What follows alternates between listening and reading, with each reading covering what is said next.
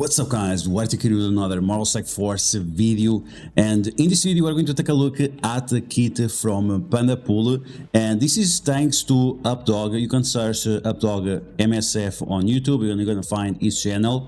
So we're going to take a look at this kit. I'm going to give you my interpretation of Pandapool and how useful is going to be not only in Alliance Wars but maybe also in Dark Dimension, and see why this character might change your plans. We're going to talk about this in the future when we have all the characters available, all the new characters available, but it's definitely going to be important. Now in this video we're also going to talk about the newest character on top of Old Man Logan. We already know who it is. Deacon, something like that, and we're gonna see what's special about that character as well. So we're gonna break down all the information that you need to know, and as always, if you like the information on these videos, make sure to share it with your friends on Facebook and Discord. If you're new to my channel, make sure to subscribe for more Mouse Strike Force content, and make sure to smash that like button like a boss. Okay, so Pandapool, as you guys can see, is already available on msf.gg. The profile picture has been there for a while, but we didn't have the full information of his kit. Now we still don't have the stats, but we already have the kit and we already have the speed. Once again, thanks to Updog. Make sure to search Updog MSF if you want to find out the original source of the information. Now, so we're going to take a look at the kit of Pandapool, and then at the end of the video we are going to talk about the newest character on top of Pandapool and Old Man Logan, Deacon. Okay, so let's get started. I'm also going to show you the pictures of the kit. So this is going to be for the basic. This is going to be the basic of Pandapool, and now let's take a look at the kit, which is right here. So Pandapool is going to be Hero Global Mutant Protector Mercenary and Merc for Money, and he is a Deadpool variant. So he's not a character dressed like Deadpool, he's a Deadpool variant, and that's why he's also a mutant. His speed is going to be of 116, which is okay, it's decent, not amazing but not terrible either. And on the basic is going to attack one target, so only primary target, and he's going to repeat this attack 2 times, and he's going to apply bleeds on each of those attacks. And he also has a assist chance. We're going to mention this because it's on this passive. He also has an assist chance, so if he's assisting, that means he's also going to be applying bleeds. So this might be decent for in the future. This attack cannot be blocked, which is nice if the characters have multiple deflects and you want to remove those deflects. Now let's take a look at the next ability. So we're going to hide the text. I'm doing this on a laptop, very difficult to manage everything. So this is the special for Pandapool. This is the icon. Let's take a look at that now. Okay, here we go. So special is going to attack a primary target and adjacent targets. This is what AoE means, and apply offense down. Once again, this is on my words. The kit, if you want to see the official kit, check out Updog. So once again, attack primary target and adjacent targets, apply offense down. It's going to heal himself for 20%, and then he's going to gain 2 regens, 2 defense ups, 2 taunts, and this attack cannot be blocked and cannot be dodged.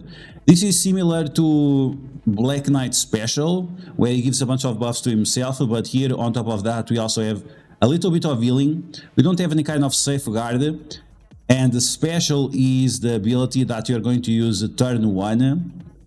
So I mean, it's okay special, it's nothing special to be honest. Then we have the ultimate. Let's take a look at the ultimate icon, and you can see pretty legit is laying down on the floor doing like this with the gun, and this explosion looks pretty cool. Like the artwork is always pretty cool. And now let's take a look at the ultimate, and this is why this character might be considered for Dark Dimension, because the ultimate is so powerful. Now in Dark Dimension we're going to talk about the energy cost, right? The ultimate costs 4 out of 7 energy, and is able to do this on turn 2 because of Deacon, supposedly, or Old Man Logan. One of the new characters, is going to be able to provide energy for this team, allowing Pandapool to do his ultimate on the second turn. If Deacon is also like global, maybe you could also go for the Dark Dimension, so you can spam this ability. As you guys will see, this is a very powerful ability. So attack all enemies for 20% damage, normal damage, this is trash. But then steal for 20% health from all enemies, so it's going to be like the Phoenix special or the Minerva ultimate, and then he's going to redistribute that health to self and all mercs for mana allies. This will bypass heal block, then you'll gain taunt, he's going to heal himself once again, and his merc for mana allies for 10%, and then he's going to buff for 2 death proofs, 2 defense ups, offense up, immunity for 2 turns for all death. He's going to apply stealth to an ally death pool, and in war he's going to apply safeguard for 2 turns for all mark for mana allies. This ability cannot be blocked and cannot be dodged. So, I mean, very powerful ability, right? And the only thing that is specific for Alliance Wars is the safeguard. So if there is a world where Deacon and Deadpool have like good kits, maybe some people would consider them for a Dark Dimension. Not saying that is a priority option, but for sure it would make quite easy. And especially for new players, if you're a new player, this would be a great character for you to take for Dark Dimension, to clear Dark Dimension 4, 5, and 6, where they use Teal Gear. And you can use multiple mutants because the Teal Gear is more available for everyone. So overall, this is a pretty decent ultimate for Pandapool. Now let's take a look at the icon of the passive. Nothing special about this icon, it's just his big belly with his big bobs and the belt, right? Once again, this is a variant of Deadpool. Now his passive is very long, a lot of stuff going on here, as you guys can see. So when this character drops below 50% health, he's going to clear 2 negative effects. He's going to gain taunt, he's going to gain defense up, death proofs, and he's going to heal the Markstorm allies for 10%, and also apply death proof to all Markstorm allies. Then, as I mentioned at the beginning of the video, on ally Deadpool or Logan, he's going to gain assist now. So he's probably going to be a skirmisher, and every time he assists, he's going to apply those bleeds. And maybe clear some deflects because supposedly cannot be blocked, which is going to be good as well. And then on death, he's going to have a 20% chance of reviving with 50% health. If you have Deadpool and Logan on your team, it's going to have an 80% chance on top of the 20%. So 100% chance of reviving, but instead of reviving with 50% health, he's going to revive with 75% health. So this guy is going to be super annoying, super annoying. Self and all mercs and self and mercs for mana allies will gain a 50% armor, 75% resistance, and 50% drain. These are characters that have already a lot of healing effects, and with this drain on all enemies and with the healing on turns and all these abilities, Deadpool heals himself with negative effects and so on. On top of that, having a 50% drain, it's going to make this team very strong. And it seems like Downer once again broke the NDA.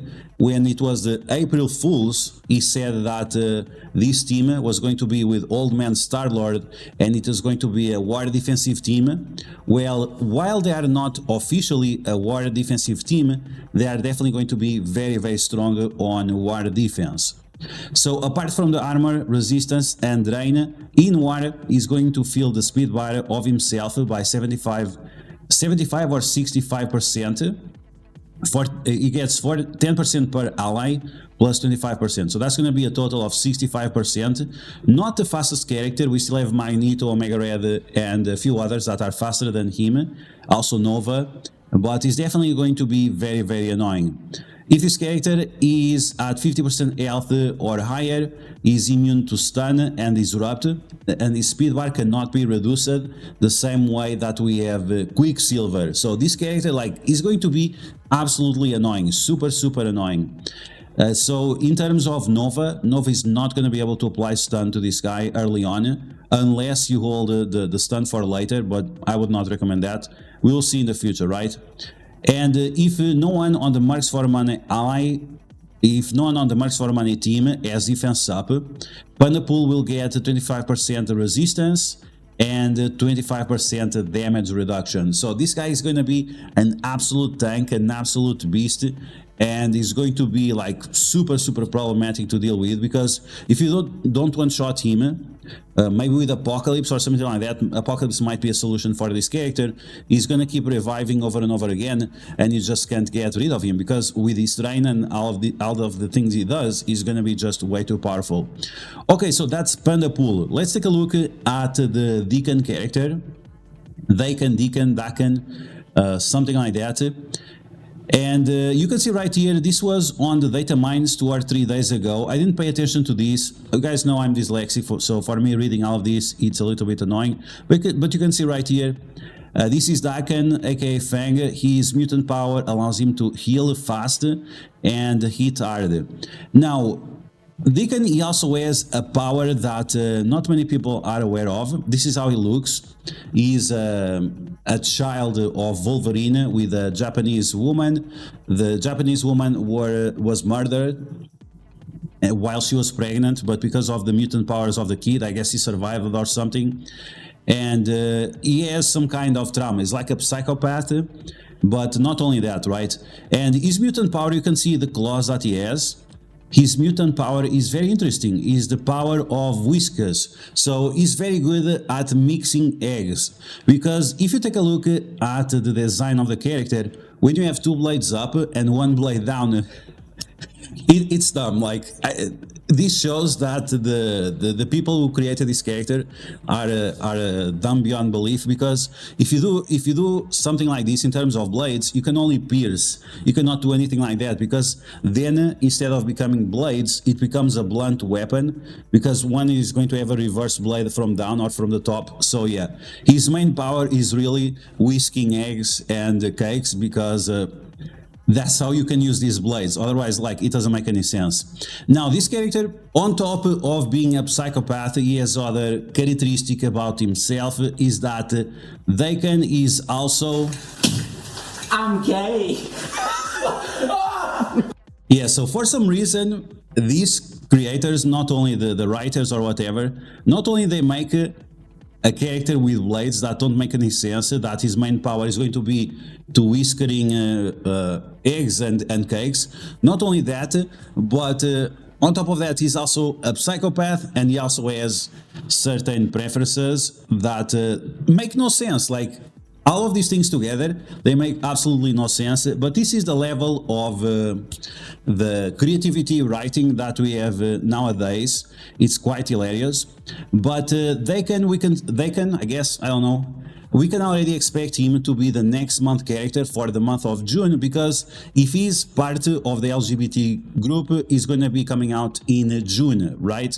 This team is going to be released across the month of May, but this character should be already part of the month of June, where we usually expect characters of the LGBT community to be released, and this seems that it's going to be the first of them. Maybe we'll get more, we'll see. So that's gonna be the news for Pandapool and the new character coming to MSF, being part of the Mercs for Mana. Once again, we have full confirmation here on the data mines. We have full confirmation from Updog. Once again, check it out, Updog MSF. And the only thing that is left to know is which character is going to get a rework on top of Deadpool. So we have Pandapool, we have Deadpool, we have Dakan, we have Old Man Logan, and a lot of people are saying that Deathpool, Miss Deadpool, is going to get a rework, but it's not confirmed yet. If that would be the truth, that would be great, but she's not a mutant, and most of these characters are mutants, so one mystic character together with 4 mutants, we have to wait and see. Some people, the envoys have said that, and usually when they say, they cannot say it because they are breaking NDA, so it's probably going to be some other character. But either way, we'll see in the future. This is going to be definitely a very powerful Alliance Wars defensive team, also with value on offense, and maybe also with value in Dark Dimension. So make sure you stay tuned to the channel, where we have more kits officially revealed, and we're going to break down all information. And as always, if you like the information on these videos, make sure you share it with your friends on Facebook and Discord. If you're new to my channel, make sure to subscribe for more Mouse Strike Force content. and I'll catch you guys later.